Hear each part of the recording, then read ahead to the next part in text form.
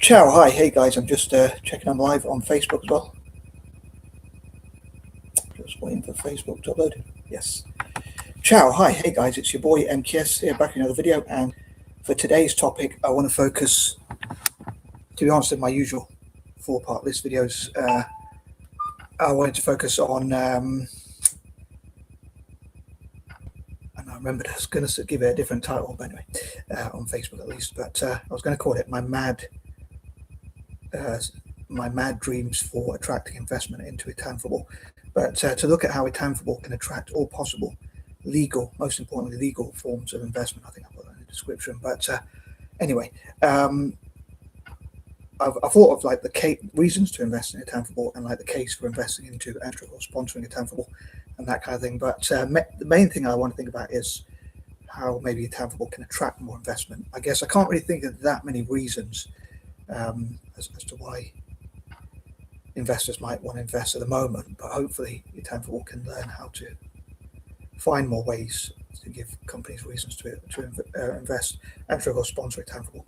And I hope you enjoy the videos, and please let me know what you think. As ever, I did try my best to focus, try and avoid distractions and just like focus and plan it, but I do struggle to focus quite a lot. But anyway, here goes. These are pointers number 1 to 10. I hope you enjoy my mad ideas, and please let me know what you think in the comments. I was going to say in the description, in the comments, and any ideas or suggestions excuse me, of your own. And here goes. So number 1, I guess one potential reason for investors and sponsors to pour money into intangible is that it is a country that's dominated by one sport, really. I mean, people do play other sports, unfortunately, because I want them to just focus on football, but in Italy, but the main sport is football, and it did have a really good, glorious history, so I hope it returns back to those days.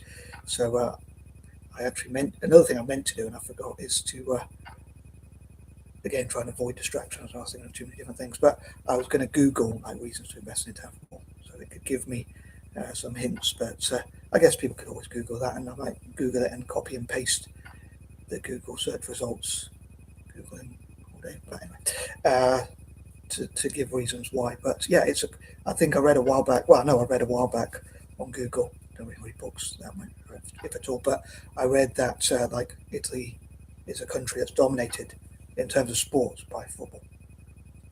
I partly jokingly say I would ban all the other sports, so they just focus on football, but that would not be very libertarian of me.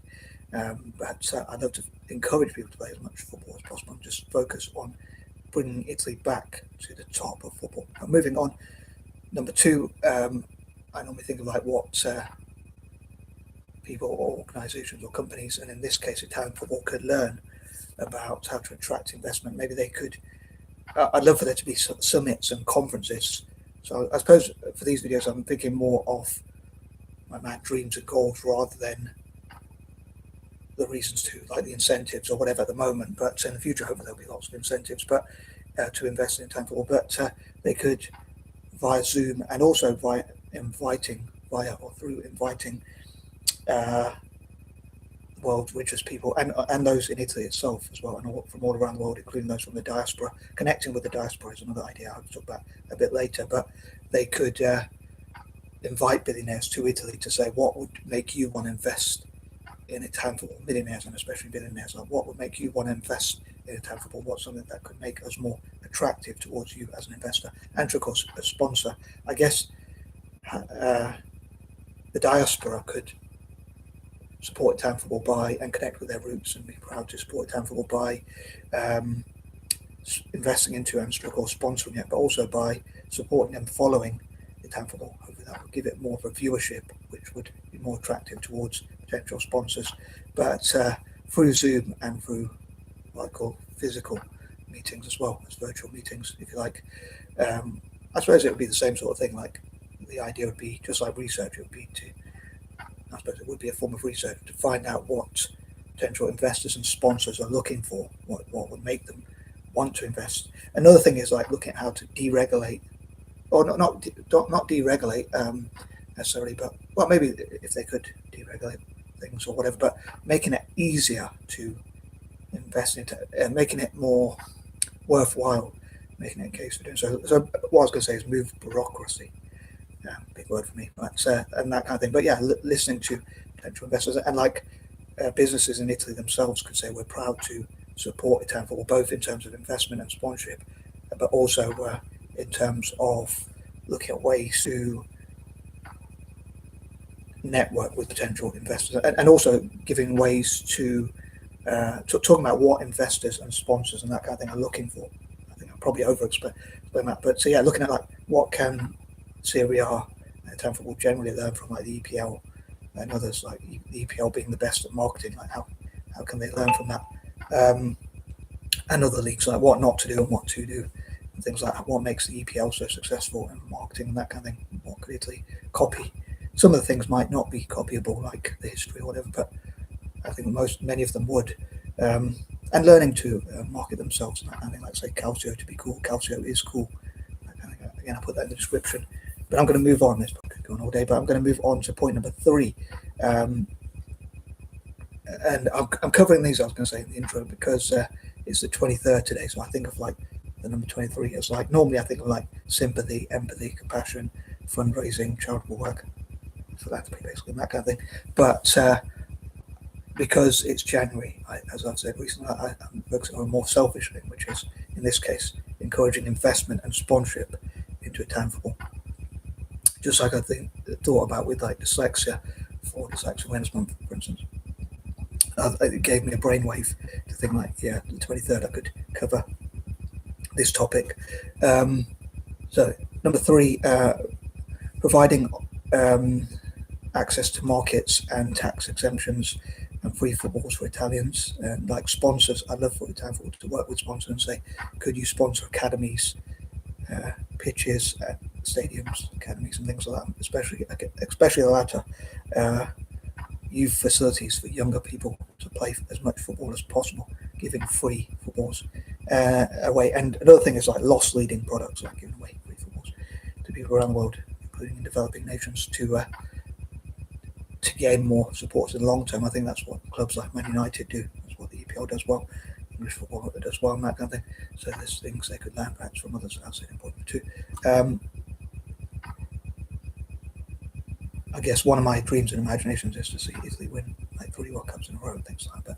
But maybe that's something to talk about another time. But moving on to number 4, one thing I've talked about recently is how I'd love for a discouragement from investment into wars and the militaries and weapons trade and things like that, and instead an encouragement to invest in football, peace through football, which I think would be good for football. I hope FIFA and UEFA gets on board with that. But as a fan of Italian football and Celtic, and as far as I'm aware, the one who came up with that idea, I'd love to see that investment and sponsorship go into Italian football and Celtic respectively. And I'd also love to see as many, as say, sponsors sponsoring places and spaces for playing and practicing football, spaces and places for soccer, or whatever you want to call it. So having, again, as many, just like I said in point number 3, having as many academies and opportunities for younger players to play as possible. Number 5, I'd love to see Italians practice for at least an hour a day. Again, another idea I've talked about before, but to prioritise playing football, playing and practicing and coming together. And I know I talked about like all those involved in Italian football, the Italian FA, the FIGC, Serie A, Serie B, Serie G, the lower leagues, grassroots, semi-pros, amateurs, and all the way to park football and whatever, just like practicing together, giving opportunities, coaching opportunities. Like, for instance, former players or even sometimes current players, if and whenever they get a chance, could go and do like talks in schools, talks in assemblies. They can be seen as the heroes. Maybe they can make like action figures as like, but footballers instead can be like heroes or whatever. Footballers being seen as heroes. And I suppose I could say point number 4, like other countries focus on militaries and wars and stuff like that. Sometimes, also many of them do, but like America or Britain or whatever. But to be honest, maybe Italy could focus on football as much as possible, and again, practice and play as much as possible.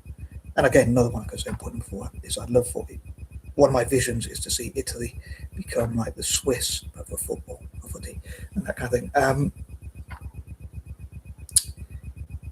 There's something else I was going to say. I completely lost my point. Sorry, lost my train of thought. But yeah, so to practice and play for at least an hour a day, as many hours a day as possible. And former footballers and even current ones, if and when they get a chance, I know their calendars are busy, but I suppose when they retire, but also like if they get to the time where they're like off season, when they're not playing so much, they could go and coach young teams and things like that. Number 6, as I say, I love to connect all those involved in Italian football together, once again, to like sort of discuss ideas on how to attract investment into Italian football. And I know people with mental health problems and neurodiversity, I know at neurodivergent conditions, I normally say, could come up with out of the box ways to come up with ways to attract investment and sponsorship. As I say, out of the box thinking, there's a method to the madness. Number 7, I hope that Celtic and Italian football will have a partnership where they learn from each other. Another one I talked about quite a lot. Number 8, bringing back the passion into Italian football. There could be campaigns to do that and look at how people can bring back the good days, the glory days, the great days for Italian football and things like that, so they can be proud to do that. Like Italian businesses, politicians, councillors, and organisations within Italy, including migrants through football, uniting the country together as much as possible through football, working with the diaspora and things like that. Things I'll talk about a bit later on in these videos. And yeah, bringing back the passion and Italians to fall in love with football again, I guess, for those who might fall out of love with it. And look at, again, learning lessons from the past, like how to avoid things like the Calcio police scandal, how to get rid of match fixing, how to cut crime through football, and do positive things instead of negative things through football. And maybe honour and acknowledge businesses and sponsors. I think that was the point I meant to say in point number 2. It's like, if fans come together and say, we're going to support, another thing I forgot to say, like fans come together and say, we're going to support those, or we're going to buy from companies or whatever that invest in Italian football and sponsor Italian football, or at least will acknowledge them, possibly even buy from their companies. So it'd be good for their PR. And how can Italian football provide a return on investment? I think that's another thing they could learn. ROI, return on investment, which is, I suppose, what it all comes down to, including PR and that kind of thing. The end goal is to provide a good return on investment, like any investment, I guess. Number 9, as I love 40 times, to prioritise football and play as much as possible, and like encourage football rather than any other sports, for instance. And like each time people are online, for each hour they're online, they could go out and play for an hour. And that kind of thing. So they're discouraged from just being online all day. A bit hypocritical of me to say, perhaps, but they're encouraged to walk more. That's one thing I do love, the walking. They're encouraged to walk more and keep fit, play and practice their football and improve their diets and things like that. And number 10, I love to improve youth development. I forgot to say another thing I forgot to say is in point number 3. I mentioned recently, like, I love for Milan, AC Milan, that is Milan for short, Milan to have a scary team, Roma to have an even scarier team, to be the Giallorossi Galacticos, the new Real Madrid, or alliterates, and Milan with their nickname, like the Devils, and putting fear into opposition and things like that. The Giallorossi, which means gold and red, the colours they play in, and but yeah, the Giallorossi, that's the nickname. And I thought the Giallorossi Galacticos, and being the capital club, and also one of the clubs in the capital at least, and also Real Madrid, to be the new Real Madrid. Obviously, both start with R. Coincidentally, I thought about that later. And I'd love for Juventus to have the best youth academies in the world, and again, like sponsors to sponsor Juventus. So I'd love for, like with AC Milan, I'll talk about later on some other video, but I know I've talked about, like, in the past, I'd love for Apple together with Amazon, Alibaba and others to invest in AC Milan, and lots of investors to invest in Roma, like the Qataris, Qatar to invest in Roma, Qatar Sports Investment for Roma, Dubai to invest in Roma, and like even the Rockefeller Investment Fund, the Rothschild Investment Bank, and many others to invest in Roma. Again, going on alliterations. Alfa Romeo to invest in Roma. I think that would be quite fitting. And most companies that have been with I'd love to invest in AC Milan, but Aramco, I'd love to invest in AS Roma, and also I know I hope to talk about Roma another time, but I'd love for Arabs to have a joint sovereign wealth fund which invests in each other, but also invests in AS Roma, and also Africans to have a joint sovereign wealth fund which invests again in each other, but also in AS Roma, and also Asians to have a joint, Asia itself to have a joint sovereign wealth fund which would invest in each other again, and also AS Roma, and for Qatar, Dubai, China, and so many other countries, as many countries as possible, to sponsor academy development for Juventus, again given their nickname.